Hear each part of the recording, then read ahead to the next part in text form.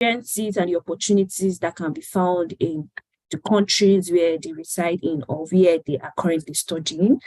Then we also have the other two set of persons, the current grad students and the post-grad students. So here we talk about career development. So we talk about industry 4.0, we talk about academia, which is why we are here today. So it has really been an interesting time as we try to ensure that everybody has something to benefit from Scholars Connect. So yeah, it has really had great speakers. Great speakers from the industry, the ones that have been between the industry and academia. So we've had people come from academia as well, and it's our pleasure that we are having someone from academia today. I hope you're able to convince us to kind of go. I know most of us, we have this industry idea in our heads. So I hope that after this meeting, we are able to start seeing good opportunities like in the academia. So yeah, so this is where I pass the mic over to Scholar Oluwaseun. Thank you very much, sir. Welcome. All right. You never stop this Scholar Oluwaseun with your race. Oh, sorry. I think I'm already. You're used to it, don't mind. All right. Can everyone hear me? Yes. All right. So I'm just gonna go ahead and introduce our guest speaker today. I think I like the fact that we are on time now so that we can spend that time to really, discuss with us, have more time to, share information with us. So I'm just gonna go straight. I think I met Dr. Notifafa through a Twitter space. I can't remember when, but I think it was through Dr. Olushola's space. And since then, because I always like hearing him speak because there's this depth of wisdom, depth of knowledge that he displays every time. Sometimes I say some things and it comes up with another perspective. I'm like, well, I'm not even thinking about it in this direction. Yeah. For real, yeah, you've been inspiring me. I'm not trying to psych you or I'm not trying to actually hype you, but it's the truth. I think I went back to one of your videos you made while you were doing your PhD at the Netherlands. Oh, sorry, you guys are out of the competition already. So sorry about that. Yeah, I saw the video while you were convincing people about the need for them to, do stuff in your field of study. All right, so let me just go and just, introduce our guest. Dr. Notifafa Dumont, I don't know if I pronounced that right, but you're going to correct me when you come up. Is an interdisciplinary scientist with a background in physics, nanoscience, and leadership. He actually has an MBA in leadership, so which is cool. He focuses on materials for solar energy technology applications. He currently conducts reliability testing for perovskite-based modules, indoor and outdoor testing, and failure modes. So he's an advocate for women in STEM. So if you are a woman here, he's a very good ally. So reach out to him. He's an advocate for global climate change and sustainable energy transition, and also passionate about mentoring the youth. All right. Sorry about that. My screen is messing me up. Sorry. All right. So he's currently, I think he recently co-established a non-profit called DNP. He's going to tell us the meaning when it comes on board. So I don't know the true meaning. I mean the full meaning at this point. All right. So with a virtual hand of applause or anyone you can do, make welcome our guest, Dr. Notifafa Dumont. Thank you so much, sir. Yeah. Thank you for the opportunity. I don't know how to put it. I'm humbled and honored to be here today. I don't know what you saw. You said a lot of things. I just think that you're just blowing my horns. But I just want to thank you, the organizers, for deeming me worthy to share my experience on your platform. It's not every time that you have this opportunity. So even though today Portugal and Morocco are playing, I decided to accept it and be here for fit the second half. And I hope that this will be very beneficial to anybody listening. Please invite your friends to join. One thing that I would like to say, I realize that this is your 9th meeting. Am I right? Yeah. So in that sense, there is perfect. Yeah, so there is something I want to share in Ghana, and I know Pascal was here, but he dropped off. He will come back. He's Ghanaian. I don't know. Yeah, he's still here. I'm not sure if any other Ghanaian is here. But the number 9 is synonymous to where I come from in Ghana, which is the Volta region, and which is a bit crazy because that kind of correlation, I don't really like it. It's through beauty pageant, right? They organized a beauty pageant over the years, and one of the ladies representing, I think the lady representing the Volta region was deemed the winner, if I'm right with that anecdote, and a very beautiful lady. So since then, it has become a kind of connotation. So where I come from, Ghana, we are linked with the number 9. So it's just good to find out that today is your 9th meeting, and as a number 9 from the Volta region, I am invited. So that's just an anecdote to start with. So I am so happy to be here. I also want to say happy birthday to Mr. Ajayi.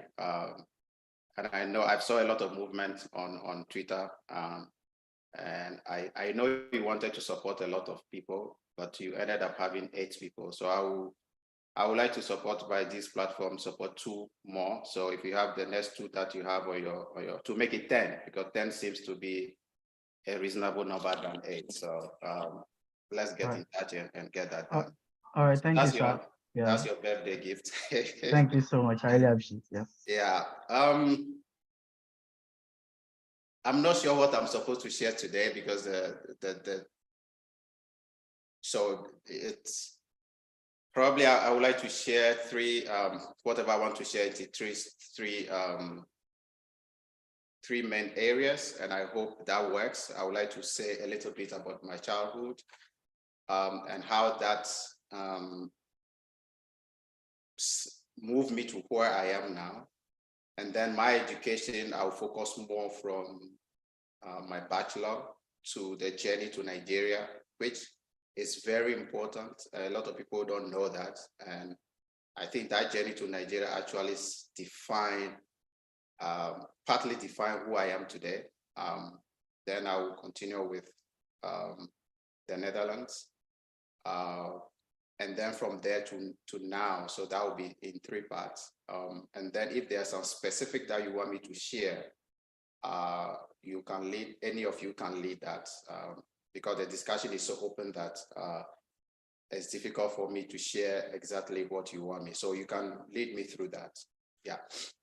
So I'm Lutifafa Dumont. I have a PhD in, basically I would say applied physics.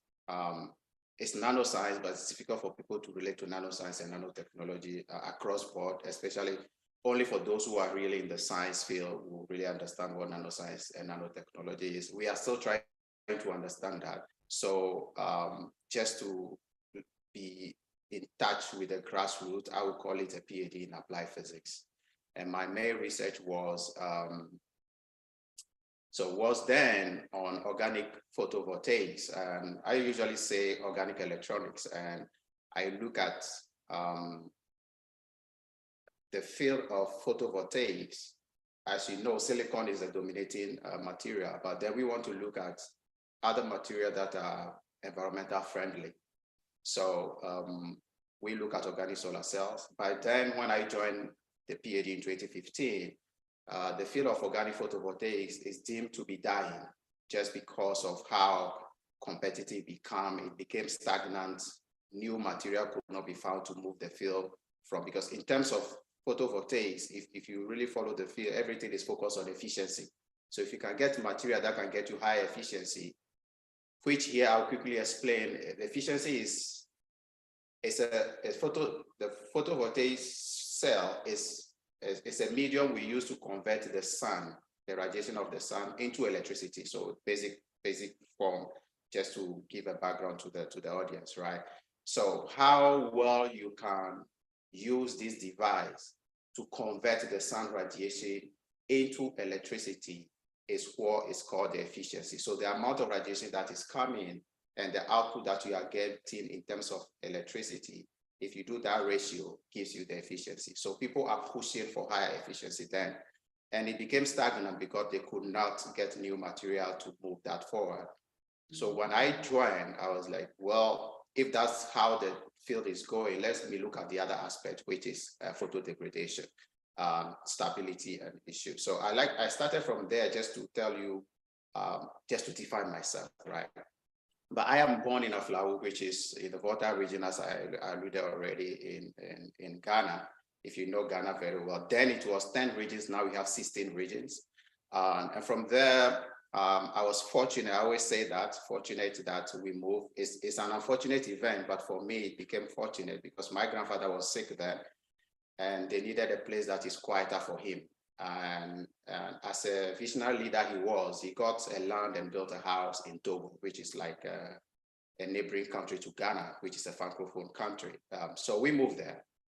And I think that was around 3 or 4 years. And then when I moved there after a year in Lome, I was taken to my grandmother who lives closer to Aneho, which is another city closer to the Benin border. So I live part of my life in the Francophone system. That's how come I can speak French. So it's not anything interesting about me. So when people hear that, they get excited, right? So that's how fortunate I was. So I actually started studying in Togo. And I know most of us here will reckon with this background. That's why I wanted to share this story. So my family is a prominent family in Ghana.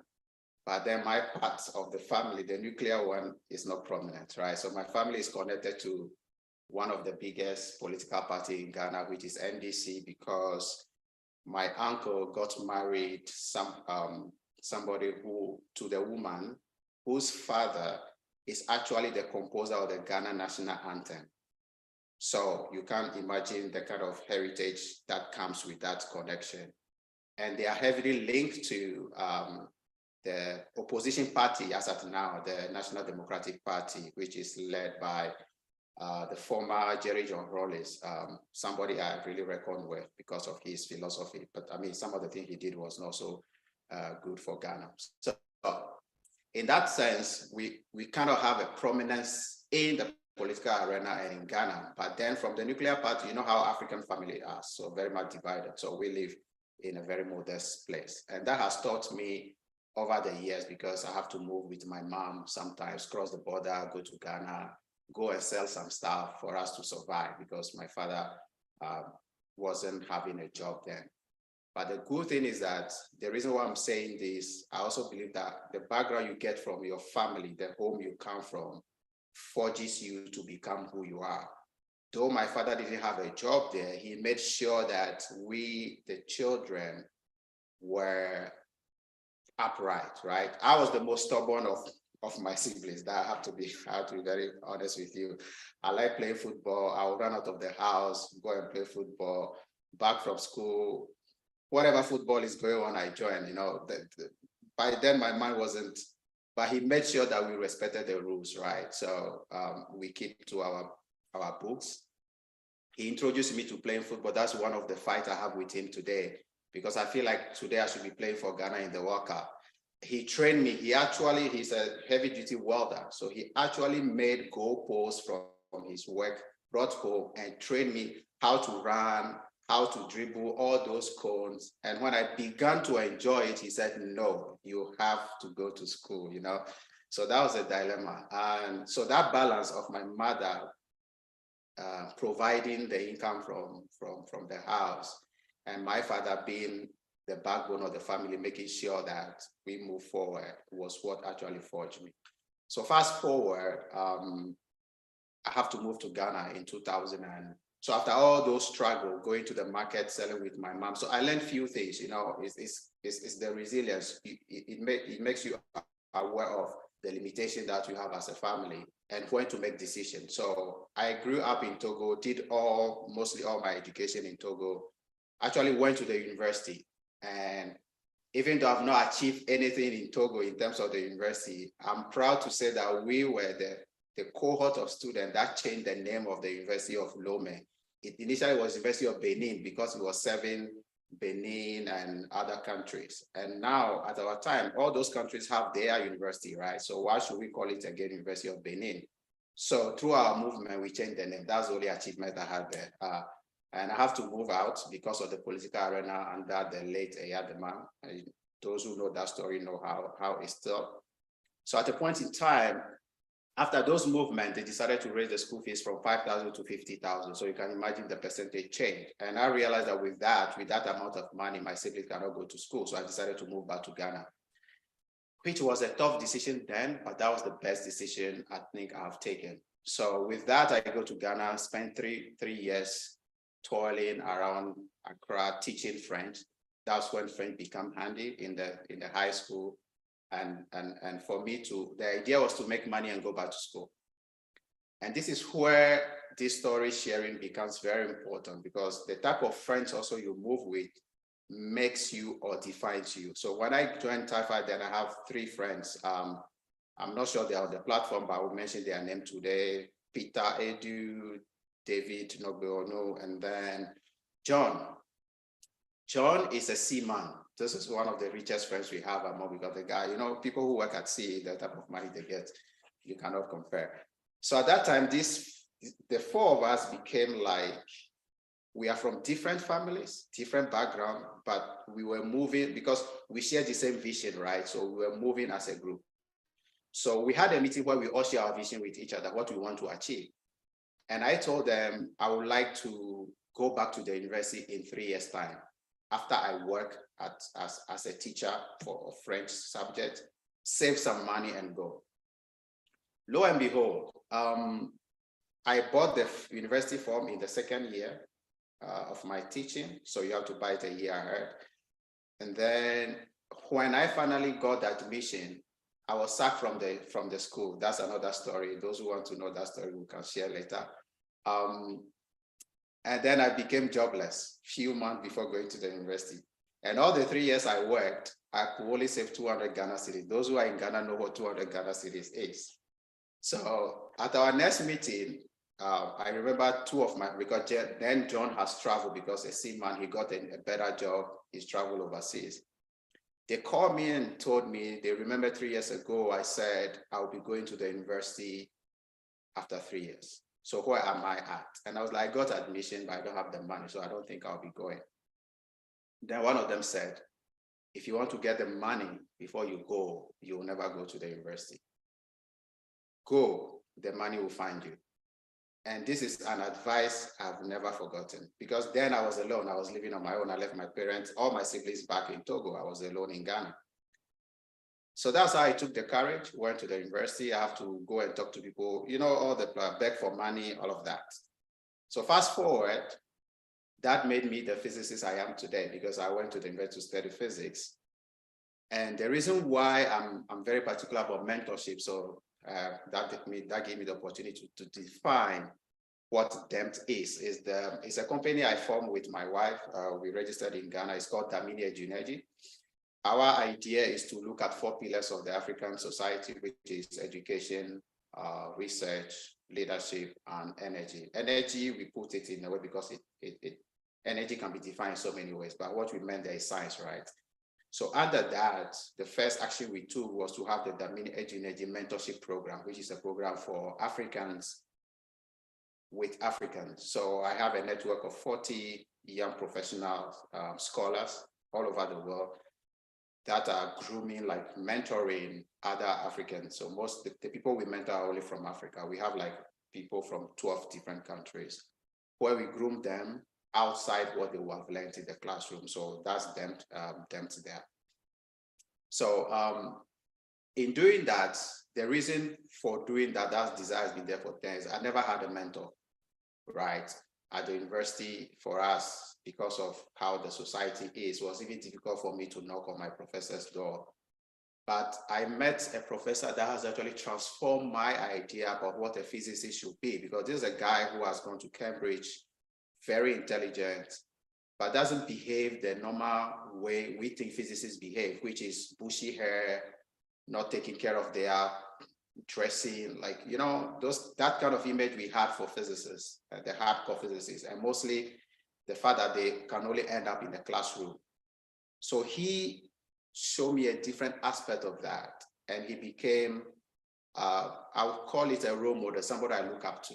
And in my 4th year, before I went to the 4th year, he decided to be my bachelor, if we call it that way, project or thesis supervisor, because of what I've done or the little I've achieved. So this is where I would like to give a bit of advice to prospective graduate or postgraduate student, is that there are so many ways you can make yourself known in a classroom, especially when you spend 4 or 5 years at the university, because I find it very difficult these days, students saying they cannot get referees to write recommendation letters for them.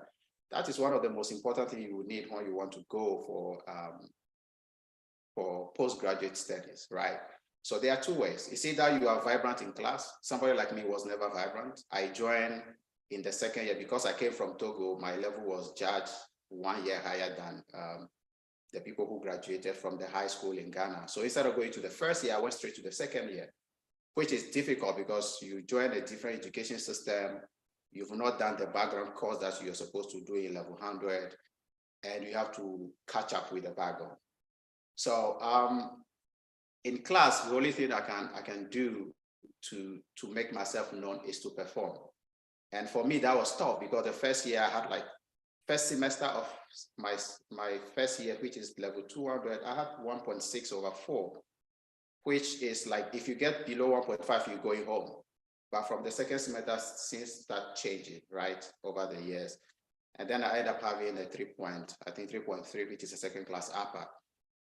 But that's culminated from level 300. And this man, where everybody is afraid of, this professor that everybody deemed to be wicked, decided to supervise me. That's where everything changed. Because during that 1 year of supervision, he knew me to the extent that he could write recommendation for me that would sell me. So that was one of the things that sent me to Abuja. Because from that time, I said, I was intrigued by energy, right? The energy situation in Togo, because I live in Togo, I live in Ghana. That was the time we were experiencing Doomsaw, which is known to a lot of Ghanaians. And I think people blame NEPA because you assimilate it to NEPA as the body. But for us, we created a name for it, the light going on and off anyhow, load shedding. So that brought in me the desire to study more about energy. And along the line, I was like, what can lead me to study energy? And I have this fascination about nanotechnology, right? Mm-hmm. So in terms of the nanotechnology desire to study, I began to look at options. And at the end of the 4th year, I told myself, after my bachelor, I'm not going to study again paying any cents. I would love to study where everything about my study is being paid for. So that was the decision I took then. So I applied for, because you cannot sit down. So after the bachelor, I went on to do my national service at the department. And then I applied for programs all over the place. I was invited by the oceanography department because most of my elective courses was from there. So I also performed very well there. I think my least grade there was a B. So I somehow outperformed some of their own candidates. So I was chosen by that department to apply for a scholarship that is hosted by the sub-region. So that was supposed to be in Benin. I applied for that. I also applied to go to the nuclear engineering, the nuclear school in GAEC, which is a sub-regional school. It's called University of Ghana Allied Nuclear Science School, I think. And I also got admission there, went through the interview and the process, but then I have to pay. Then this is where also connection with your professors also help. So one professor asked me, do I know about African University of Science and Technology in Abuja, Nigeria? I was smiling that I was like, no, I would love to know about that. And he connected me to a friend of mine, Samson Ajokache, who has gone there. And he sent me the details. So this is where I also want to share this story. One of the reasons why I'm sharing this story is that sometimes you read stuff, follow instructions, but sometimes you go with what your gut tells you. So when I got that, I went to that website. It says they only get first-class students. First-class student will be fully funded. And I think it was 18 months. It is an 18-month program. And you get $50,000. Imagine getting $15,000 scholarship in Nigeria, in an international school. So I decided to apply, even though I have second-class upper. In the end, I was like, well, what do I have to lose? And lo and behold, I got a full scholarship with a second-class upper, even though they needed a first class. And I think my recommendation letters also help. And the fact that my progression from level 200 to 400, there's always continual improvement, right? So they saw the potential there. Now, why African University of Science and Technology define my ascendance in the sciences? It was a school created, it's called one of the Nelson Mandela Institute, created for, according to them, brilliant mind in Africa. So they attract them. And it's a small class. The class of, I was doing applied theoretical physics, we were only 12. Mathematics, I think they're also 12. Material science and engineering, they only do graduate courses there. Material science and engineering, also 12. Computer science, 10 or 11. It's only petroleum engineering that they are almost 30, right? So it's a very small community. At our time, we were only 89, so we get to know everybody. But what was interesting about that is that the people I met there are also, I mean, you claim you are intelligent, you are not intelligent. I met people who are really, really, I mean, what is it, superstars of knowledge. I met two Nigerians. My unfortunate position was to be in class and sit in front of two Nigerians. And those guys, oh my goodness, they were a heck of, and they're my good friends now, right? So Mustafa Abdul-Aguye, who was my best man when I got married. That's how life is. Hayasaki, that guy is also something else. And there was one guy I met on the way, coming because I came late, right? So they started the program, I came 3 days after. He's from Benin. And we chatted, and I know what the Francophone system was, right? So it's a tough competition being among just 12 people and having among us only one lady, which was crazy. And it's a module course. Every 3 weeks, you finish a whole a course that you have to do in a semester, you finish it in 3 weeks. And then sometimes you have parallel courses. So a week into one course, you could start another course, but we never have 3 courses at the go. But the most annoying part of the whole, I say annoying because that's where, you know, human beings, you also want comfort zone, right? When you get 2 C's, you go home. That's the condition about the scholarship. So imagine you could come there and your first 4 or 5 weeks, you are going home, right? So 3 weeks into one course, and if the second course began a week into the second one, so you are looking at 4 or 5 weeks, 2 6, you go home. And what C was between 59 to 65%. So it was the toughest thing. Like it really prepared me for the next level. And I always look forward.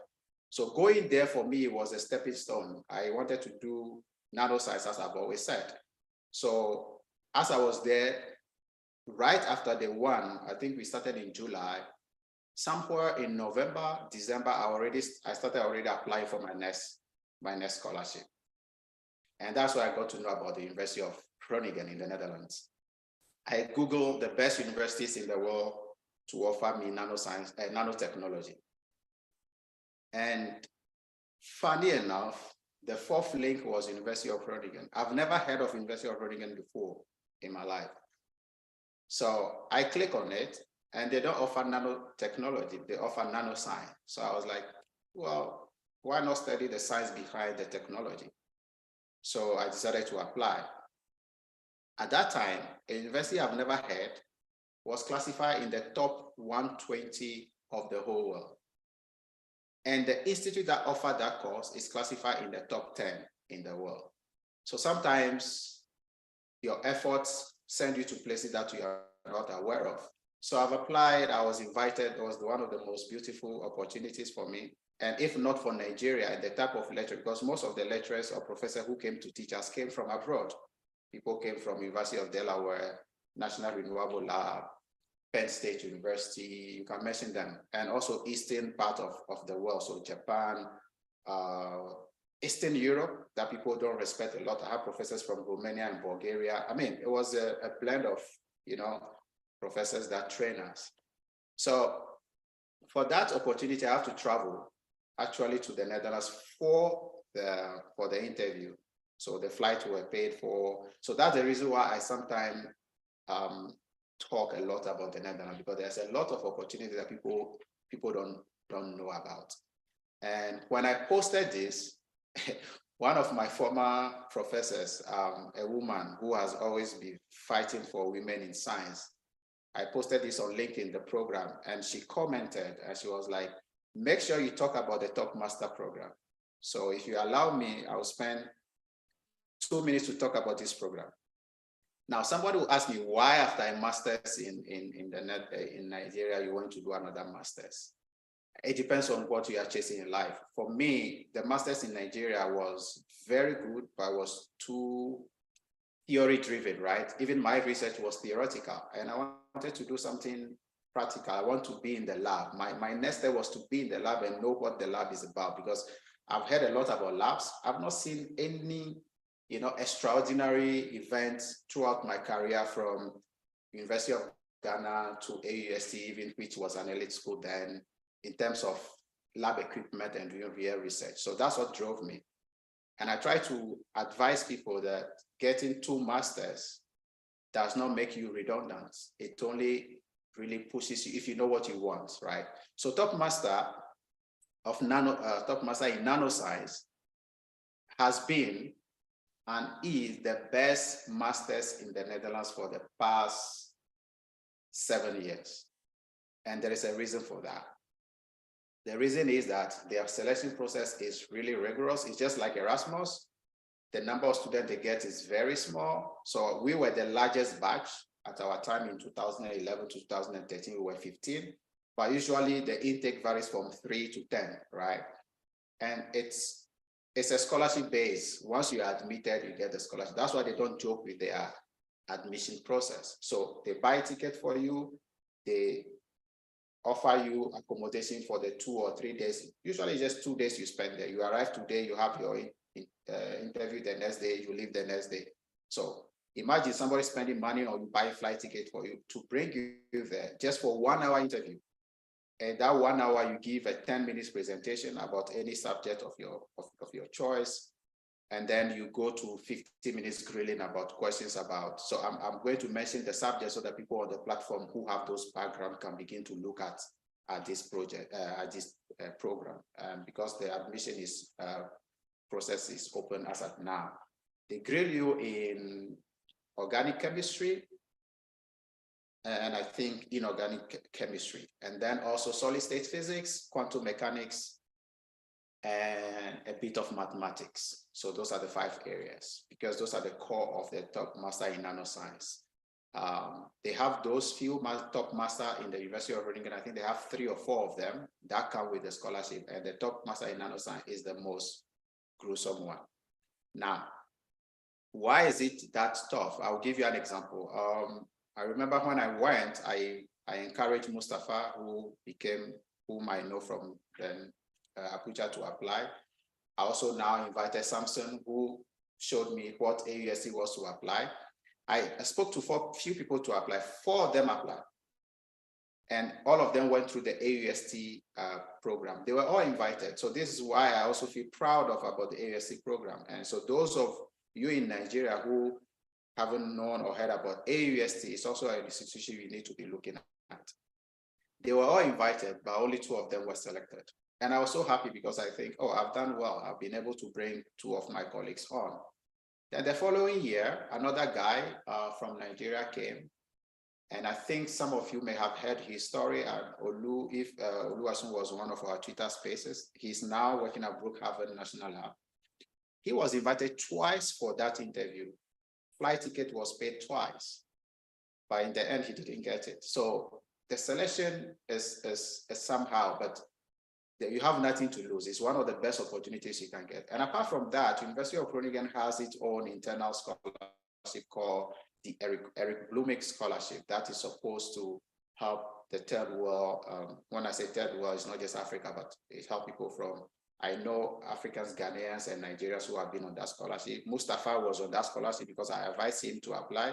So it became a fight between the Top Master program itself and that scholarship. So they decided that the first year, the Top Master would support him.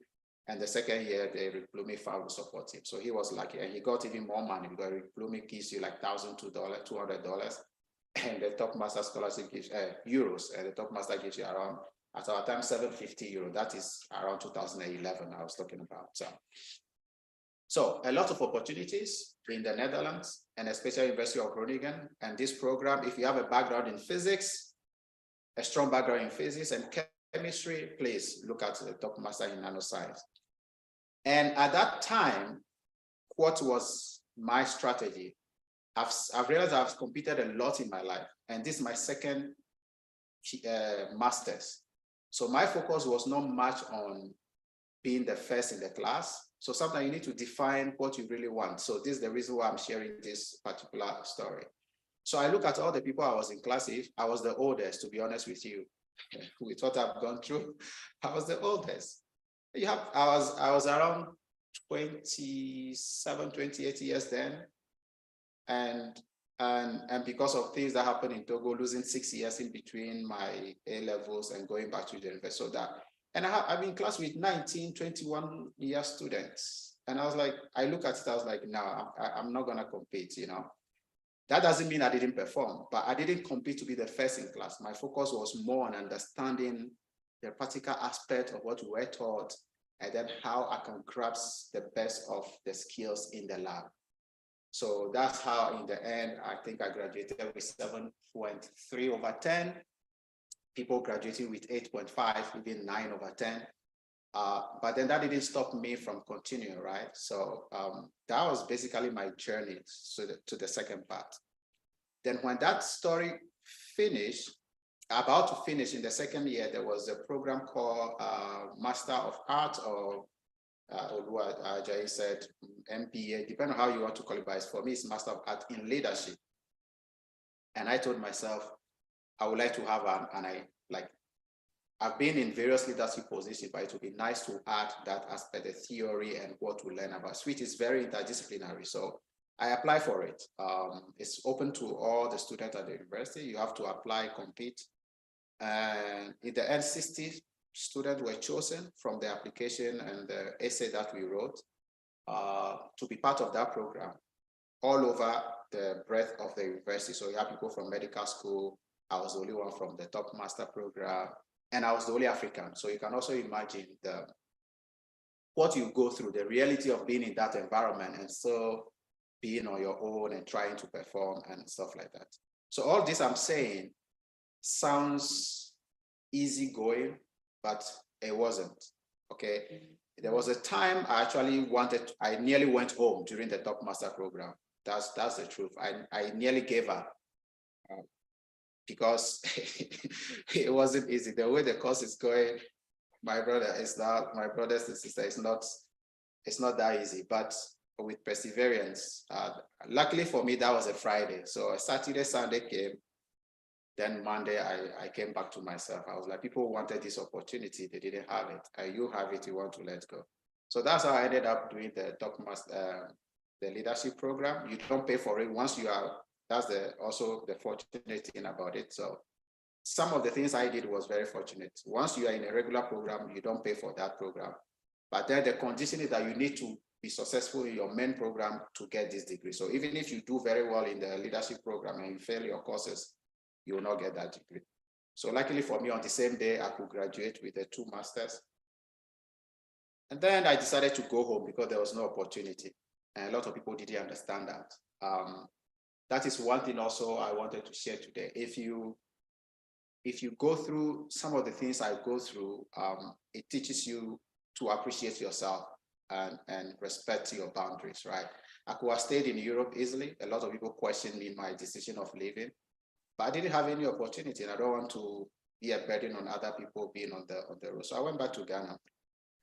stayed in the department, became an assistant, how will I call it, a graduate assistant again for 2 years before coming back for my PhD.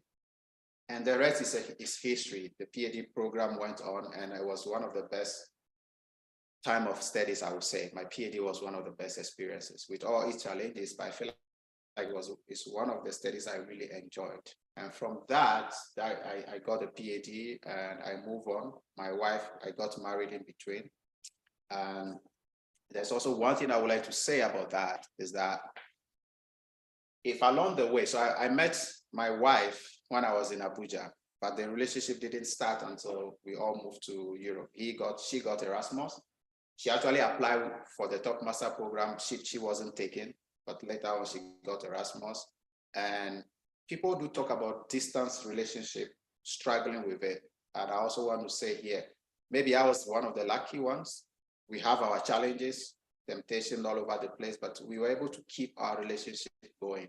No matter how far we were, I was in the Netherlands, she was in France, she moved to Germany. I went back to Ghana, she stayed in Germany, came back to Ghana. I left Ghana back to the Netherlands. She was in Ghana for a year before moving to Canada. So you can see the whole journey and what this can cause to destabilize you, but we kept the focus. So as soon as I finished my PhD, it gives me the right to stay in the Netherlands and become a permanent residency resident and continue there, which would be I would say the logical step, right? I have to reconsider everything. So I decided to, okay, I will move to Canada because she is there, still there now. I will join her there because the distance has been too much over the year. You can imagine 5 to 7 years of distance relationship. Even after marriage in 2018, we are still distant. So I moved to Canada and spent a year without a job, you can imagine. So with that, I move on to do a few things. Everything I've done so far gave me the opportunity to really move on and have a kind of a resilience. And from then, pandemic came, stayed around, stayed with her. We were able to have a baby girl, which is nice. And from there, I have the next opportunity to work in the US Department of National Lab, which is a government lab where I am now in Colorado. And still pushing on applying. And it was a nice experience, a short while, but then that hasn't stopped me. Because of that resilience, I feel like I'm qualified because of the journey I had and the time I lost. After my PhD, I started applying for faculty positions also, postdoc and faculty position at the same time, which was crazy. But luckily for me, finally, I was able to go through the first proper interview I've gone through. And next year, I will be starting at Penn State as an assistant professor where I can lead my own group and do some of the things that my professors, the opportunities that they gave me, I will also be able to give that out to students that I will be supervising. So that has been my journey so far. I think I've spoken a lot. I'll stop here now and then give you the chance to let me know what else I can say. So that's my journey so far, and I hope this is able to encourage some other people. If you have specific questions, I'll be happy to answer now. And luckily for me, I'll be joining Penn State with my wife, who will be an assistant research professor. She's also a very good scientist and engineer. She actually studied material science and engineering. So it's a good thing. For me, that was the most important thing for us to have a position at the same university. And that was the condition I gave them during the interview. I was like, I'm not sure if I'm going to be the candidate, but if I'm the candidate, I have a dual career family. And I'm not moving to Penn State without you providing a job for my wife. And I think you should have a certain caliber of craziness to do that during an interview where you don't have the job yet. So I'll stop there. Thanks. All right. Thank you so much for that long, I won't call it not long, but it was, very inspiring narration. Yeah, I must confess. So I don't know if you can spend, you have about 7 more minutes. If you can help us kind of like the OKP scholarship in Netherlands, if you can explain the process and also talk about some of the things you did in grad school that made you competitive for a faculty position. Oh, okay. So I'll send you the link by the, what did I do in the grad school? One of the key things I did is to keep every relationship that okay, now I'm going to be a bit straight and blunt. Every relationship that I think are very important and beneficial to me, I kept it going, right? There are friends you have along the way. Some will move you forward, some will not. If no fault of yours, some of the relationship will not continue living. But I would say I trust friendship 100% than family ties. That's why, even though we are prominent in Ghana, who have become anything in Ghana, I never attach myself to my family because that's it. So friends actually were the peoples on whom shoulders have been. We help each other. Competition in class also help. So if you have somebody in class or in your graduate studies that is a good friend of yours, can push you to the next level, that healthy competition is very, very important. Try to do that. So I have a friend now who is now married to an American. He's an American now. That guy was only in government, the American government positions. And we competed to have a PhD. He decided not to continue with the PhD, which was a bummer for me. I always questioned him, but later I understood his decision. But that guy earned no less than $100,000 a year. So that's the audacity of the people I grew with. At the point in time, he told me, if I'm getting a job now that is not paying me more than $100,000 a year, I'm not gonna take it. And he also did 2 masters, one in North Carolina and continued at Purdue, which is one of the best universities. Was doing a PhD there after 2 years he stopped. So that's some of the things you need to do. Find people who can push you from, who is like, you know, drive you to excellence, and keep relationship. Very, very important. So my position at the Penn State, if I tell you my professor, my role model, the professor who supervised me during my bachelor thesis, wrote recommendation for me, even after so many. I finished my bachelor in 2009. So keeping relationship, that are very important. Your lecturers that you have worked with, your professor that you have worked with, it's not just a 4-year relationship. Those could become a year-long relationship. But apart from your work, apart from your grades, your transcripts, your CV that speaks for itself, they need the words of such people. It weighs a lot, so I cannot overemphasize that. And then alongside in graduate school, when you have the chance to supervise students, do that. During my PhD, I supervised like 4 different students, which is one of the highest numbers you could do during my time there. 4 different students. And all of them published. That was also all of them. I mean, I didn't just use them, but the work they did went into my publication. So you need to consistently show that you are able to train people. You need to also show that you are able to teach. And teaching is not only being in a classroom and teaching a course, maybe taking a lab course, for example, is also part of teaching, conducting tutorials. So you need to prove, if your focus is to become an academic, you need to show every aspect along the way that you are able to do that. And you need also to be vocal. Vocal doesn't mean to talk a lot. Let your work be seen by other people. So if you have a chance to come on a platform like this and talk about your research, not what we are doing now, if you give that platform, take that chance, because some of these things may end up being online. Go to conferences. And I think, how will I put it? Yeah, go to conferences, establish relationship, be nice to people. That's very, very important. Collaborate a lot. The world we live now, nobody is an island. Your research, you cannot do it alone. There is an attitude I don't know, but I think I've seen that back home. I also have to change a bit, that you should be open to collaborations. If you have ideas, you don't keep it to yourself. Share your ideas and hope that people trust you. Help people, because they will tell you who it is. I have a thesis here. This is a colleague just arrived yesterday from the Netherlands. So this is how relationships are very, very, very important. This is a lady who has a PhD just about a week on the seat. So this week, when she joined, I was about finishing and she needed help in the lab. She wasn't in my lab. And my professor, I don't know, after meeting my professor, just said, oh, if you need help in the lab because you don't do the type of work you do, talk to Tifafa. So sometimes your attitude in the group, because we are many in the group, why would my professor say, talk to Tifafa?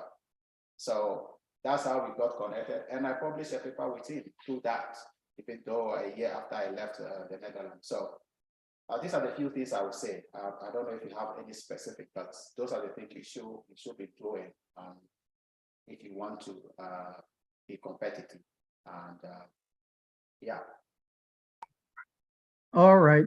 Thank you so much, Dr. Dumont, for that wonderful response. So at this point, we're going to be kind of like allowing people to ask their questions. And I think I saw someone raise his hand already. You share also the top master. Yeah, exactly. Yeah, exactly. So Adeyemi, please go ahead with your question. Yes, good evening. Thanks for the interesting talk, Dr. Just a bit of introduction. I'm a doctoral student at the Division of Forensic Medicine, University of Cape Town. So my question is related to at what point in your PhD or your degree do you decide that, oh, I should start shooting for postdoctoral positions?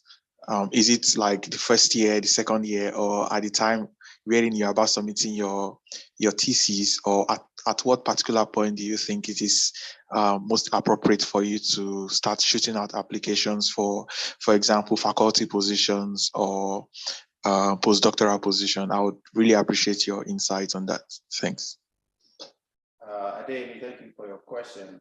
Before I answer that, I've sent the link of the nanoscience program in the chat. So those who are interested can look at that. I cannot, it's a tough program, but it prepares you. Actually, that program prepares you, I've not said that, to become a researcher. The idea of the program is to prepare you actually to do a PhD. So only few people do that program and go on to to work in the society, in the industry. I have a few colleagues who did that anyway. To your question, it's an open-ended question, right? Because postdoc is not like a PhD, right? So postdoc, you can actually choose what you want to do as a postdoctoral. So it's no more a real competition, even though it's competitive. So you can decide to write a proposal on your own, get funding to go and do that. I tried doing that in my last, when I was writing my thesis, I actually paused my thesis for a month to write a proposal to get, because the Netherlands, I mean, the West, we have a lot of opportunity. They have what's called the NW Rubicon grant that when you get from the government, you can use that travel abroad and go and do postdoc for 2 years. So I actually paused my thesis writing, spend a month to write that proposal. So that option, those options are there. I think some of them should be there also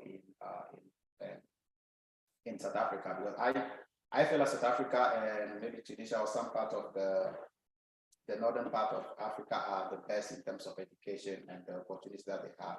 Now, where do you start?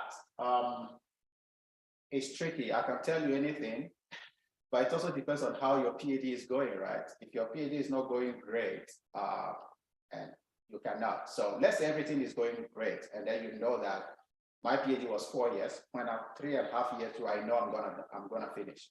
Actually, at the beginning of the 4th year, my boss told me there's no reason you should finish your PhD because you are on track. And secondly, if you want to stay, I don't have money. That was a frank discussion we had. I don't have money to support you. So I would say when you are left with 6 months and you are on a good track, you know that you finish in 6 months, you should start applying for postdoc. Now you can try faculty position. That was crazy for me doing that. But I was doing that because maybe I felt that I'm prepared enough. I've done a lot of teaching before. I've done a lot of things. I can show a lot of things on my CV, which is funny. My CV now is 8 pages long. People ask me, what can you put on your CV to have 8 pages long? But the CV that actually got me, this is the thing, the CV that actually got me my interview for the faculty position was 3 pages long. So sometimes it depends on what you put on your CV also, right? So 6 months about finishing your PhD, you should be applying, because it's a process, especially when you apply for those open-ended positions. You have to apply, and then they have to do the selection. You have to go through an interview, and then you don't want to have a gap also on your CV. So that's why I would say 6 months.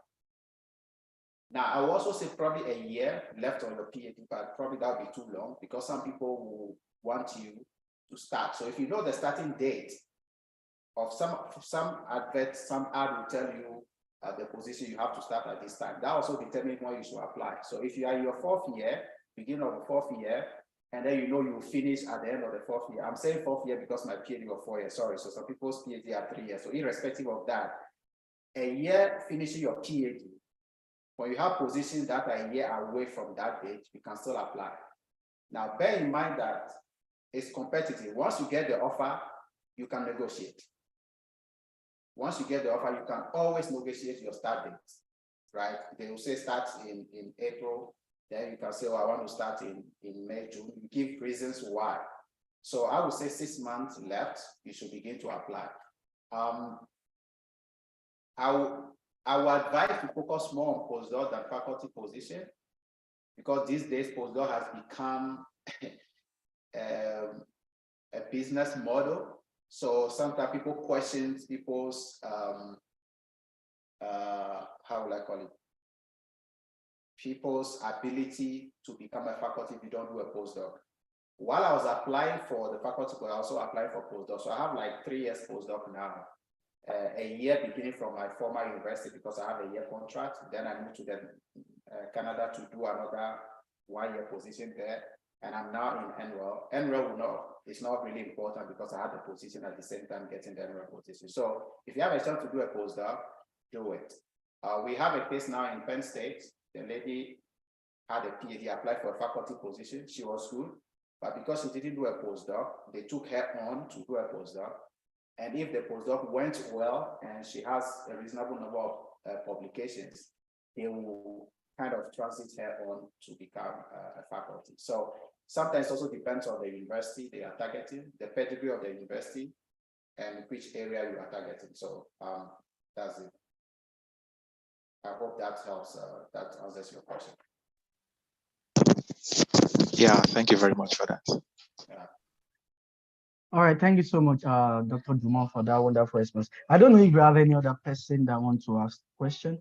We have about 30 minutes for this, so please, let's maximize this opportunity. I don't know if I want to say I'm not the only person who is in the position I am now. Pascal Sugri is here. He has studied in Japan. He's a senior, almost being a senior lecturer in University of Ghana. He may also have experience or answer some of the questions. So if he wants to, so in that sense, yeah. All right, I think I'm seeing Ebenezer. Ebenezer, please, can you go ahead and ask your question? Ebenezer Tete, I don't know if I pronounced it very well. Please go ahead with your question. Okay, thank you, Dr. Ajayi, for the opportunity. For those of you who are not paying attention, Morocco has won. So let's go Africa, first time in semifinals. Oh my goodness, it's worth it, right? Yes, please. Please, can you hear me? Sorry. Yeah, I can hear you. Yes, please. So I want to appreciate, thank you, Dr. Ajayi, for the opportunity and then for hosting this session. And I want to appreciate Professor Nutifafa for, Prof, for the review and then I encountered some time back and then the WhatsApp call and all that. It was very helpful. And thank you for the opportunity. And it's quite unfortunate that the beginning I had in connectivity issues, so I couldn't listen to the introduction of the story.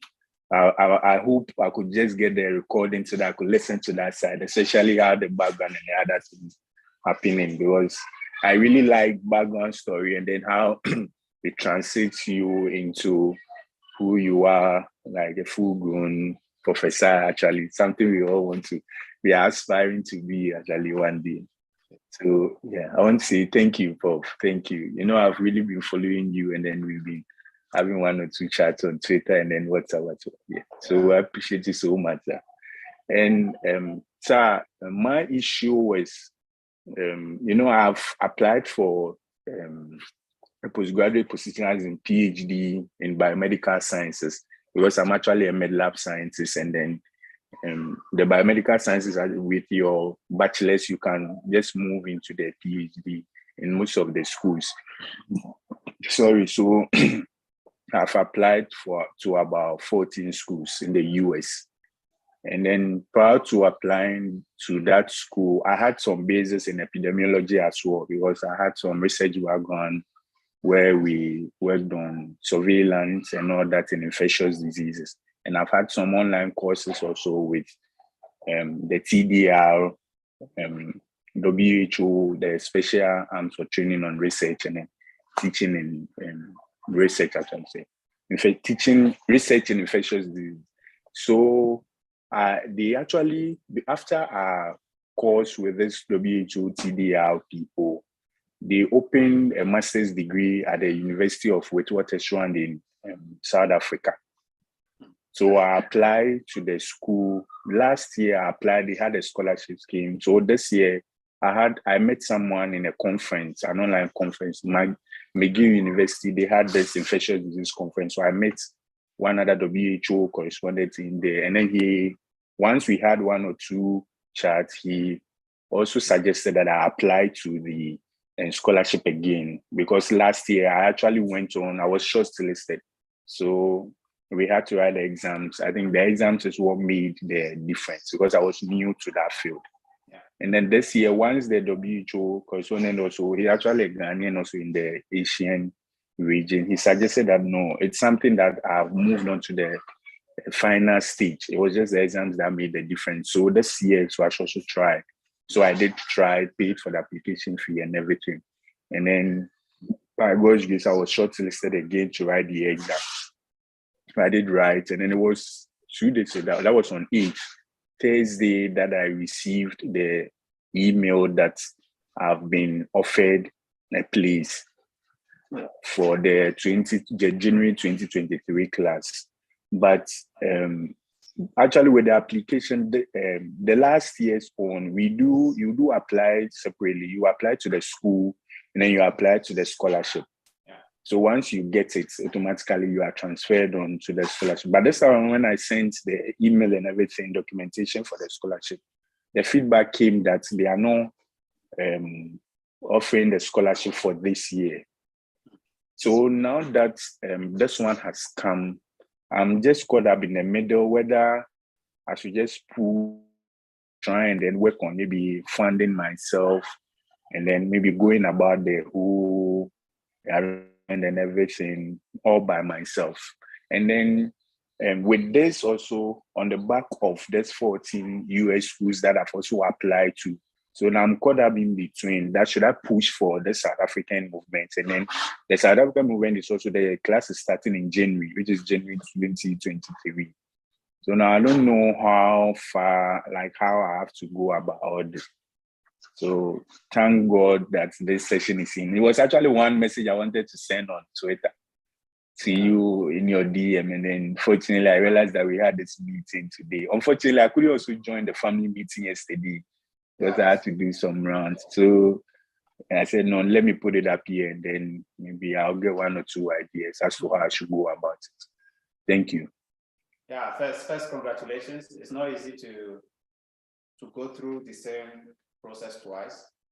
Thank you, sir.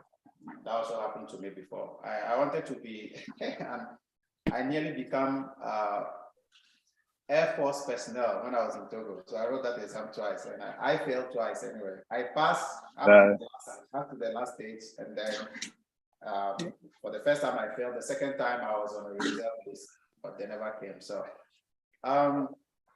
congratulations. It's not easy. Thank you, sir. I will tell you what my mom told me before I went to Nigeria. Of course, for me, Nigeria came with scholarship, right? But then I didn't have money to move. It came very late. They made a mistake in my email, so I never received the notification on time. So sometimes I would say that if something is for you, it's for you, no matter what happens, especially when you're a believer, you know that. So the Godfather is also there, has always been there as a believer in my journey. So I actually got, this is funny, I got a flash from the secretary, like the way you will flash somebody on the phone, right? And I didn't pay too much attention, but somewhere in the afternoon, something just told me call the number. I'd never know what a Nigerian number looks like, right? So I called the number, and that's how everything started. And then she said, like, you have a scholarship, you're not going to be there, you can cancel the scholarship. So I will tell you, because of that, because my mom was the one who told me, opportunities do not come twice, right? I know we don't have the funds to support you, but if you don't do everything possible to grab it, then in the future you will regret, right? So my advice for you, it said that one bird in a hand is better than two in the bush, right? So if you can do anything, I see people commenting already, you should look at scholarship. If you can do anything in your power to get your own funding to go and do this program, it is only a benefit to you, right? So I know scholarship secretariat in Ghana. I don't speak well of them because of the story, that's my own experience with them, but I know they give scholarship to people. You have the Petroleum National, so look for all the Get Fund, all of that, try all of that, because you have the admission, you have everything. Somebody somewhere will be able to, some of these organizations will be able to help you. So try that. I also want to believe that once you are in South Africa, you'll be able to get extra scholarships. So I don't normally give this advice. In the past, I always tell people consider full scholarship, but with experience, it changes. So even if you can get money yourself and get there, once you are within the program, you begin to talk to the graduate coordinators, your professor, whoever is going to supervise you. They will find a way together to get a scholarship for you. So that's the best I would say now. Hoping that if any of the US application comes with a full scholarship, you can always leave or defer, especially if this program is a year or two. So somebody says South Africa has a postgraduate. So read in the chat, a lot of people are giving you scholarship options, and take note of all of that and go to their website and check. So congratulations, it's not easy. Competition these days are tough. I'm sorry, Ntifafa, can I just drop? Yes, please go ahead. Desmond. Yes, your line is breaking. Go ahead. Your internet is breaking, sir. Can you guys hear me? Yes, we can hear you now.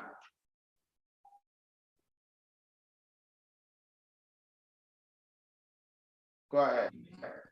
Can you guys hear me? Yes, but you are on and off. We can hear you now. We can hear you now. Yeah. Yeah, I think his network is poor. Yeah. No, but I want to continue. Yeah. Yeah, he commented that South Africa has postgraduate merit award. So drop him a message. Sorry, Ntifafa, can you hear me now? Yeah, yes, I can hear you. Yes. I was saying that I'm actually in South Africa. I'm actually at Wits. I know the scholarship that gentleman is talking about. And also we have a postgraduate merit award that you get once you get in. So I think that there are scholarships that are in-house that are not actually announced. If he wants to get there, we have about 10 students from Ghana that have actually enjoyed that thing. It used to be sponsored by a team from World Bank. As I speak to you now, we also have 2 students that have actually gone to CDC in Atlanta, Georgia. So that gentleman can just drop me anything. By the way, congratulations for doing everything. I've been with Professor Boyejo, and I've just come back from the US. I was in his lab for 3 months. So, and I'm willing to invite you to come talk to our postgraduates. So now that I've hijacked you here, that's a good one. But I'm going to drop you an email. We all have a similar story. We all have a similar story to share. I didn't go to AUST, but I went to Wits. And when I went there with a partial scholarship. But after I did that, I just moved.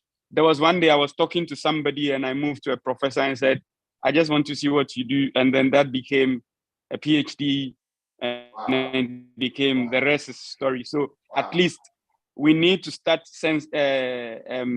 telling our story and also inspiring people on this platform to take this opportunity. Sometime you may not see the entire staircase, but take the first step and just believe in hope. I know in business, hope is not strategy, but believe that when you move the next step, something will happen.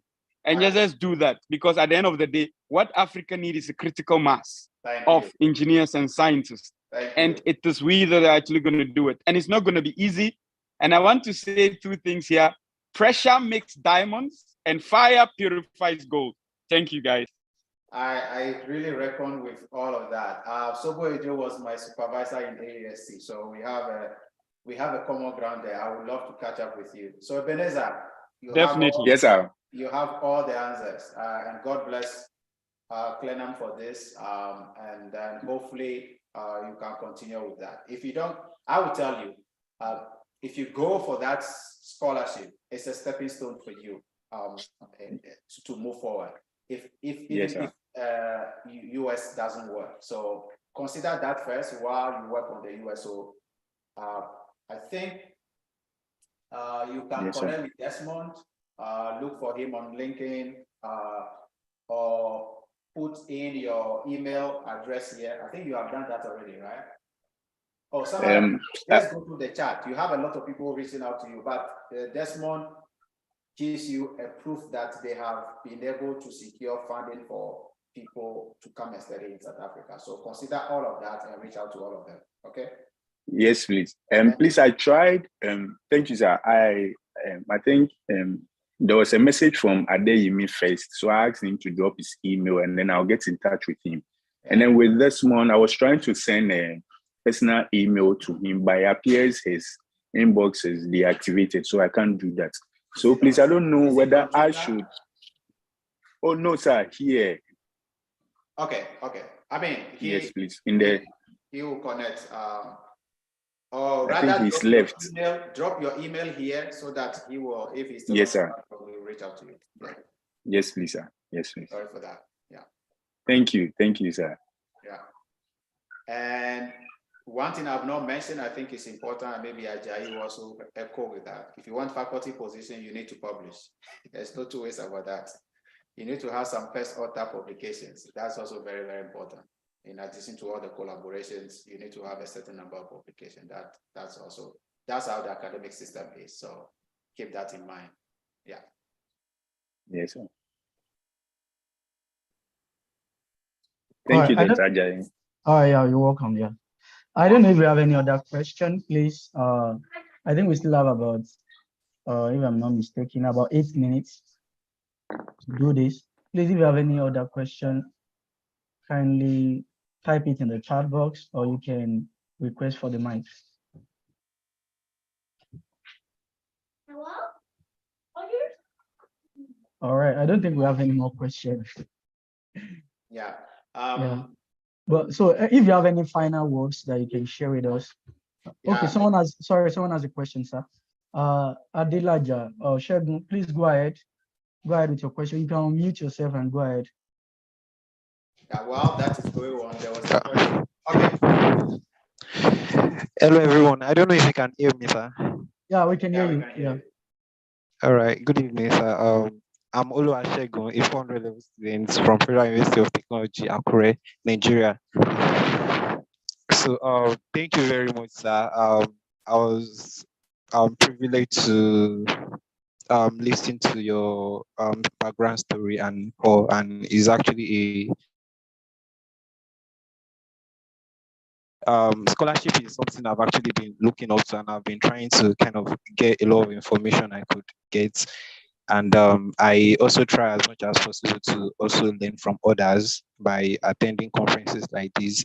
Though I do not have knowledge, I do not have much knowledge about it, but I'm trying as much as possible to get. And my question is that actually I'm still an undergraduate students. So my question is that for undergraduate students, when is the right time? When do you think is the right time to start um, applying for scholarship? And probably there are some scholarship you could recommend for undergraduate students, and also if there are some other information that I can also need to make me a bit competitive outside there. I don't know if I can get that, sir. Though I've also written some information. I've written some content down here which you mentioned, but I also like to get more if possible for undergraduate students. Thank you, sir. Okay, so if I understand you well, are you asking for when is it appropriate for an undergraduate student to start applying for postgraduate scholarships or for scholarship while you are doing undergraduate studies? Yeah. Okay, sir. I'm actually asking for when I can start applying for scholarship for master's program, sir. Okay. For postgraduate, sir. Yes, sir. Okay. That's easier for me to handle. Not that undergrad cannot have scholarships. There are some scholarships internally for undergrad. Could be the deans. You can make the dean list and get scholarship and all other things. But for what's the right time for undergraduate to start applying for scholarship? It depends on what you want to do. I'll give you two stories. For me, I started applying for scholarship when I was doing my national service. It's because I've decided to do a national service, right? But for my sister, she started applying based on my experience. She started applying when she was in the first semester of the 4th year. So by the time the second semester will begin, she got her scholarship. And as soon as she finishes her bachelor, she moved on that same September to Spain. She got Erasmus. She was lucky, one of the luckiest then. I couldn't get Erasmus, so everybody with their chances. And I mentioned Erasmus Mundus is one of the scholarships you can apply to. And quickly, Erasmus has a platform. You can Google Erasmus Mundus scholarships. It's called Erasmus Mundus Joint Master Scholarship. You Google that, you get the webpage. Every year, you are entitled to 3 different applications, so 3 different programs. So that's one of the programs you can apply to. In Nigeria, I know you have the is it NYS, like national? You have also national service, right? So, yes, NYSC. Yeah, NYS. So if you can do that, you should do that, because you learn a few things out of the national service. I did my national service at the department, and I thought I became a teaching assistant because of we were actually two of us were, I would say, really good. My department, I can brag today that I was one of the best students, if not the best student in the physics department, especially in the physics subject. So they were so happy when I decided to stay, and they kept me. And because of that, they give me different classes. I was usually, when you become teaching assistant, you take care of the level 100s. I was doing that, but I was also taking care of level 300 and 400. So you can imagine how tough that could be, but I was able to do that. So that was one of the things I could also sell on my CV at that time. So if you are able to do that, please do it. I don't know how they shuffle you guys. So if you can do that, if you are good at what you do, what you study, you can do that in the department, you can do that. And then during that time, you have the freedom to apply. But if you are not planning to do that, you should begin to apply right from your level 300. Sorry to say, your level 400, when you start level 400. That is if you are sure you are going to graduate. That's the only thing I can say. Scholarships are all over the place. You have the Holland Fellowship. You have, people don't talk these days about Germany, but I want to talk about that. In Germany now, most of the government-sponsored school do not pay school fees. So that is also one thing. So you may still get scholarship in Germany. I don't know a lot of scholarship opportunities in Germany, but there are scholarships in Germany. And on top of that, government institutions don't pay school fees. So think about that.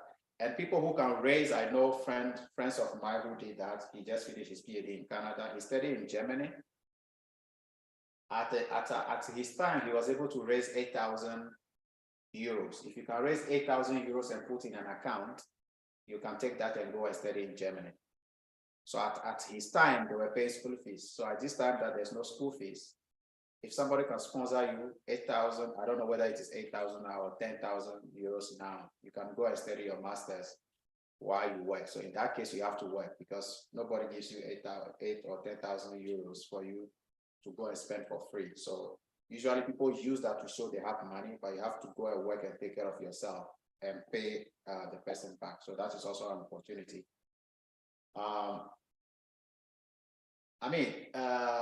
Oluwasun is here. Follow him. We share scholarship opportunities. Myself, especially on Twitter, Dr. Olu Adeyini, if I get it right, from South Africa. There are a lot of things happening. I would say most of you these days don't know how to use the social media you have on your palm very well. So use them well. Follow these guys on Twitter. Connect with them on LinkedIn.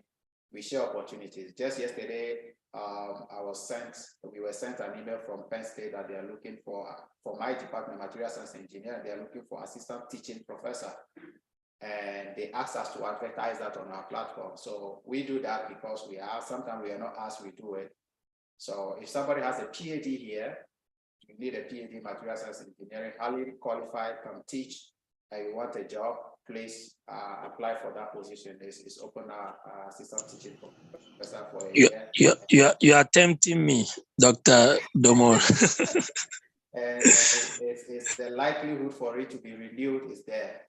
So if you love teaching and you want to be and Penn State have a nice system where when there is funding and you progress well, you can move from assistant teaching professor to associate teaching professor to a teaching professor. They have that track.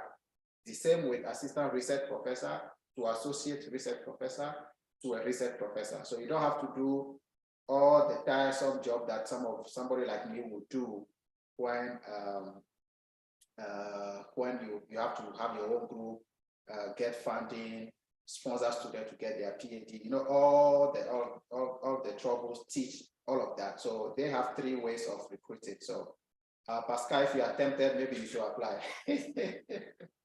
Yeah, anybody who is qualified should consider that position as well. So Adelaja, I hope I've answered your question. Yes, sir. Thank you very much, sir. Yeah. All right. Yeah, I think I have someone who is a French speaker who wants to ask a question. I don't know. French speaker? Yeah. Yeah, he can ask. I'll answer in French, just that probably the rest cannot follow. All right. So I think Yao, you can go ahead with asking your question in French. Then Dr. Dumont will interpret for us and answer your question. Does that work for you? Yeah, I don't know if you can unmute.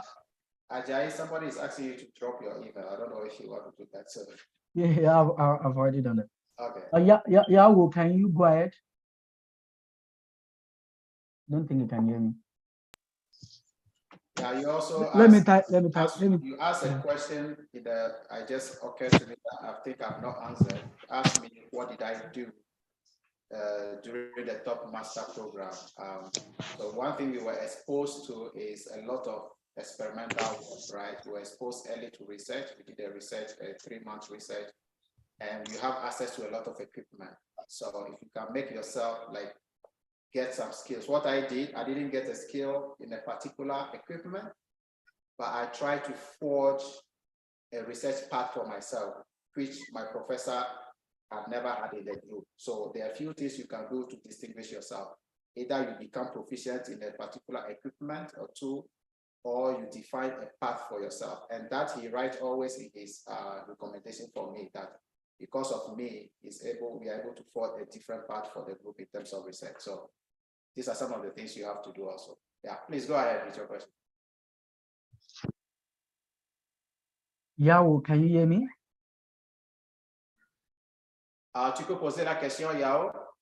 Justin,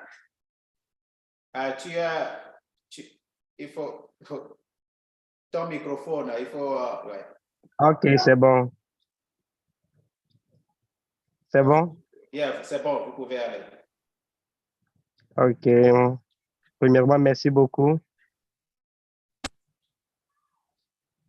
Ouais, ça va. Merci beaucoup. Yeah, merci aussi. Et j'aimerais, et si possible, avoir des objectifs et de Est-ce que vous pouvez répéter ça? Il y a un problème de connexion.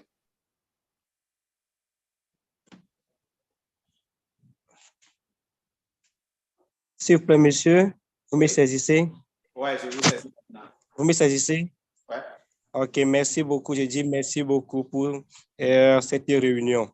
Et, je m'appelle Justin Améo. Je veux connaître davantage les questions et ce que vous dites, quoi. J'ai du mal à comprendre. Ah. Oui. Ouais, ce qu'on a fait aujourd'hui, c'est de parler de mon expérience en tant qu'Africain étudiant jusqu'à la position que je suis maintenant, parce que je suis scientifique. Donc, j'ai essayé de partager avec l'assistance mes expériences à partir du Togo et aux Pays-Bas, au Canada, aux États-Unis. Donc, la séance est enregistrée. Donc, si vous pouvez écouter ça avec quelqu'un qui comprend l'anglais, il va vous traduire ça. Mais les questions qui sont posées après, c'est de savoir les opportunités de bourse, surtout, et j'ai donné quelques exemples. Donc, si tu as une base scientifique, je ne sais pas quelle est ta base, si tu as une base scientifique, parce que moi j'ai une base scientifique comme physique ou chimie, vous pouvez essayer la bourse appelée Top Master en nanosciences aux Pays-Bas, à l'Université de Groningen. Il y a aussi l'opportunité des bourses de Erasmus Mundus. Vous pouvez mettre ça sur Google et chercher pour les masters dans tous les domaines. Pour ça, là, c'est tous les domaines de la littérature jusqu'aux sciences. Et vous avez droit à 3 programmes chaque année. Vous pouvez postuler à 3 programmes chaque année. C'est pour le master. Et c'est vraiment compétitif. Ils ne prennent que 10 personnes par an. Mais chaque année, tu as droit à postuler à 3 différents programmes. Donc, c'est ça. Et ils m'ont aussi demandé de partager mes expériences jusqu'à avoir, parce que je suis présentement professeur à l'Université de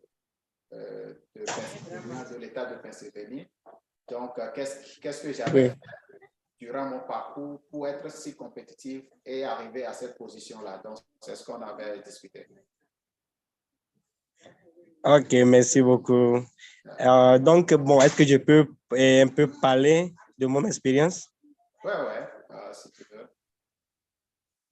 Ok, sinon, j'ai une licence en comptabilité, contrôle et audit. Que j'ai complété avec une formation de comptabilité pratique dans un cabinet au Togo. Et ensuite... Donc, pardon? l'Université de Lomé? Oui. J'ai aussi fait l'Université de Lomé, première année avant de partir au Ghana. Wow, très cool. Oui, j'ai fait ça à l'Université de Lomé. Et après après la licence, j'ai fait une formation de comptabilité pratique. Et en fait, cela, présentement, je suis chef d'entreprise. J'ai créé une entreprise de vente et location de motos. Et en plus, je suis contrôleur dans une agence de quincaillerie. Là, je pratique, je fais l'inventaire de tout temps. Je contrôle la caisse, le stock, les entrées et sorties. Je peux dire là-bas que je suis gestionnaire dans cette boutique. Oui. Merci. Donc, quelle est ton intention? Tu veux continuer les études? Oui, je veux continuer les études supérieures. Je veux faire le master. Oui. Donc, je vais te conseiller je sais que si tu parles bien, si tu peux fonctionner bien en anglais, tu peux postuler n'importe où. Mais si tu as des limites, il faut essayer la France. Tu connais déjà la France. Tu peux aussi essayer la Suisse, parce qu'il y a des parties de la Suisse qui parlent le français. L'Université de Lausanne, c'est très compétitif. Mais Sinon, sérieusement, si tu veux avoir beaucoup de chance, il va falloir que tu essayes beaucoup les universités dans les pays anglophones. Et là, tu peux te mettre, peut-être que si tu n'es pas très fort en anglais, ton objectif, c'est de te donner 1 an à perfectionner ton anglais, parce que c'est ce que tu veux. Et de là, tu peux postuler à n'importe où, que ce soit en France, partout dans le monde. Donc, c'est ça comment dire, l'advice. C'est le conseil que je peux te donner. Tu peux me chercher en ligne et tu peux te connecter avec moi. Et là, je peux essayer de te guider. Donc, je te donne mon nom. Tu cherches ça sur Google et tu peux se connecter par LinkedIn. Et là, on peut continuer la discussion. Ok, merci beaucoup. C'est très gentil. Ouais, je mets mon nom dans le chat, donc tu peux. Okay. Thank you for losing every one of us. Actually, the question is you lost him because he speaks French very well, but the English is not that great, and he was around all throughout, but couldn't really follow everything. So he wanted a kind of a synopsis of what we've discussed so far. Oh, that makes sense. And he has a bachelor from University of Togo, University of Lomé. Well, the one I said we changed the name from Benin to Lomé, so I'm proud to have a product of that here. And he wanted to know what are his options to move forward. So I just tried to explain to him that his best chance is to better his English. If he decides to use the next 1 year to really better the English, that will open a lot of doors for him. Otherwise, he has to try Francophone countries where he could get scholarship. Yeah. All right, yeah. I don't know if we can let's take this final question, please, from Ibrahim. Say, what type of skills is required before starting PhD in biomedical engineering? I don't know if you are the best person to answer this question, but based on your experience, you know. Skill is required before starting in biomedical engineering. About to start my top up in biomedical. Okay. Yeah, so the fact that you are going to do a top up in biomedical engineering for your batch, I think that would be the bachelor, right? That's a good thing. That's a good place to start. I have friends who actually study biomedical engineering. I don't know if it's biotechnological engineering, but he was also under scholarship, and we met in the Netherlands. He's a Nigerian. He's now in Pennsylvania also, but not in the same school. I think that most of the skills you need is basically, especially, I would be surprised if it is the master's, if it's PhD you are going to, so to be difficult for me. But if you are doing this to look for a master's, is to take your courses very well, do a research that is related to the field, know about the field. What else would I say? I think you're on the right path. The fact that you can move from electronic and telecommunication engineering to do biomedical engineering degree already is a good thing. So that puts you how will I put it? When you present your CV, it gives you an upper hand because they will know, oh, this guy can function in different environments. I always tell postgraduate students that, especially for masters, nobody wants you to be perfect. Or masters or PhD, they don't want you to be perfect. What they want to know is what you are bringing on board. How diverse can you be? How, what other aspect of you, of your writing, of your resilience? So you need to prove all of that. Now for skills, if there is,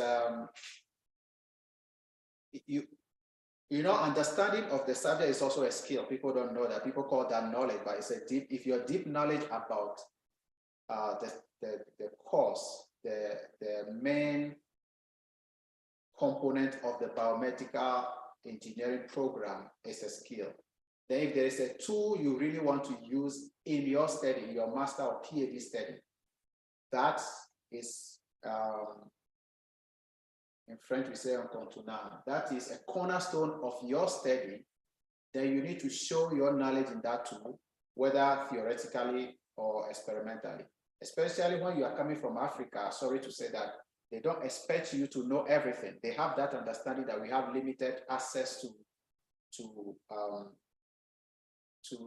equipment and machinery.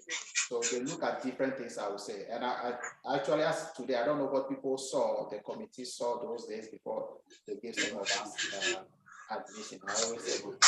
So I also admitted some students into my lab, 2 of them.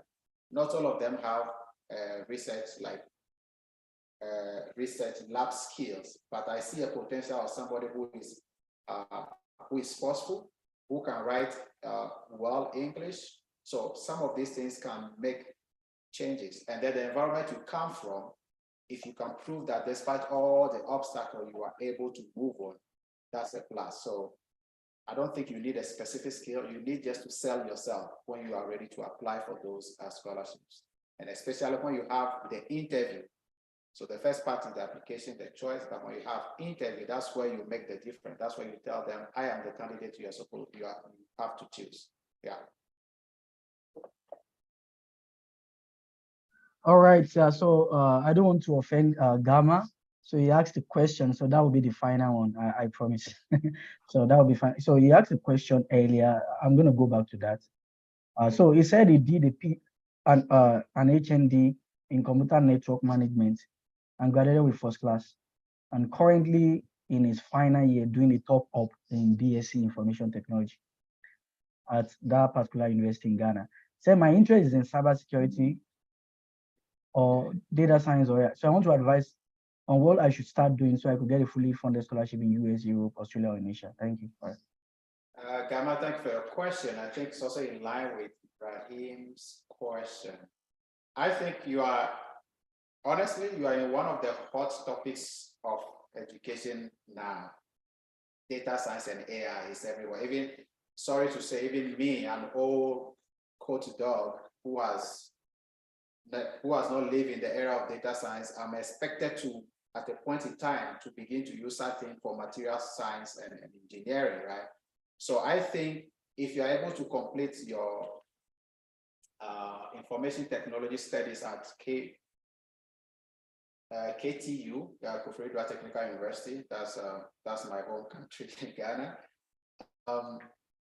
you should be able to be competitive for any scholarship. Like I said, what you need to do now is to begin to understand what data science is.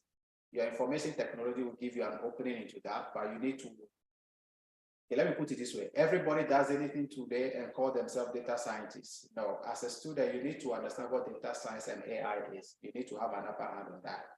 Because in most of the interview, they probably are going to ask you questions about that and how you can apply that to different scenarios, right? So I will advise you that on top of all the studies you are doing, there are a lot of online courses now that give you insight into these different areas. You are talking about cybersecurity, data science, or AI. Those are the hot areas now. So you should begin to partake in some of these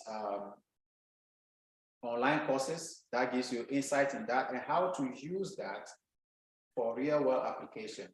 Because if you are going to convince anybody on admission board, you just don't want to convince them that you know about data science, AI, cybersecurity, but how you can use those to solve a problem. So that would be my advice for you, but don't overdo it. I've reviewed CVs and SOPs where people begin to release all the online courses they have taken. That's not the focus of your CV. That place is just to show a bit of what you have done outside the classroom or your own. But if your CV is like half a page, is all the courses you have taken online, then you are missing the point about the CV. So take the courses, use those that are relevant. I've taken 5 online courses during my PhD. I only put 2 in there and elaborate one I got a certificate for, which has to do with energy transition, because one of the hottest topics now also in our field. So I would advise you to do that, and you can get scholarship everywhere. And when you are ready for such opportunities, you reach out to any of us. I'll probably be super busy, so I will drop everything on soon to be Dr. Ajayi now. So you can reach out to any of us for advice. We are always happy to to advise you the way to go. So yeah, you're on a good path, and all the best. I hope in the future we can talk again. Yeah. All right, so I think we're gonna just close at this point. We've tried, we've been here for the past 1 hour, 43 minutes now. Yeah, so I would like to appreciate everyone that joined us. Some people have left, but I would still like to appreciate everyone that came. Without you guys, this meeting would not have been a success. And also I want to appreciate Dr. Dumont. Thank you so much. I really enjoyed the way you went through your history, your educational history. I gained so many things. I gained so many insight from that. And I wish you all the best in your future endeavors. I'm happy now that you're coming to the US. So hopefully we'll see one of these days. I'm always in the US. I spent my 1 year, but I'll probably, where are you exactly? I'm in Cincinnati, Ohio. Ohio. So I'll be closer to you. I'm now in Colorado. I'll Okay, go more why not? and come back to Pennsylvania. So we'll be closer. Probably we'll meet Yeah. one of these days. All right. So I'm going to stop recording at this point. So thank you everyone for joining. I'm Thank just you. going to say God bless him for imparting others.